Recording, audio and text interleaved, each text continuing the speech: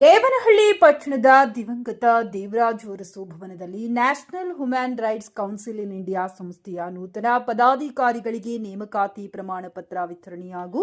ಸಂವಿಧಾನ ಶಿಲ್ಪಿ doctor B R Ambedkar ಭಾವಚಿತ್ರಕ್ಕೆ ಪುಷ್ಪಾರ್ಚನೆ ನೆರವೇರಿಸುವ ಮೂಲಕ ಜಯಂತಿಯ ಆಚರಣೆಯಲ್ಲಿ ಪಾಲ್ಗೊಂಡು ಮಾತನಾಡಿ National Human Rights Council in India ಸಂಸ್ಥೆ ಬಡವರ ಕಣ್ಣೆರೆಸುವ ಹಾಗೂ ಸಂಕಷ್ಟಗಳಿಗೆ ನೆರವಾಗಲು ಅಸ್ತಿತ್ವಕ್ಕೆ ತರಲಾಗಿದೆ. ದೇಶಾದ್ಯಂತ ನಮ್ಮ ಪದಾಧಿಕಾರಿಗಳು ಸಂಸ್ಥೆಯನ್ನ ಕಟ್ಟಿ ಬೆಳೆಸಿ ಬಡವರ ಸರ್ವತೋಮುಖ ಅಭಿವೃದ್ಧಿಗೆ ಕಾರ್ಯನಿರ್ವಹಿಸಲಿ ಹಾಗೂ ಸಂವಿಧಾನ ಶಿಲ್ಪಿ ಅಂಬೇಡ್ಕರ್ ಅವರ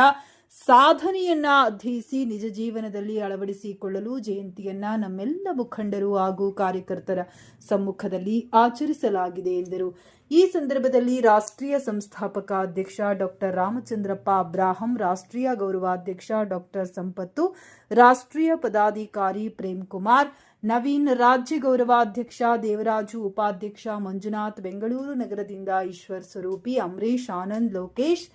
ದೇವನಹಳ್ಳಿ ತಾಲೂಕಿನ ಸೋಮಶೇಖರ್, ಸುಬ್ರಮಣಿ, ಮಹಿಳಾ ಘಟಕ ಮಂಜುಳಾ, ಕಾರ್ಯಾಧ್ಯಕ್ಷೆ ಕಲಾವತಿ, ಕಾರ್ಯದರ್ಶಿ ಲತಾ, ಗಣ್ಯರಾದ ಕನ್ನಮಂಗಳ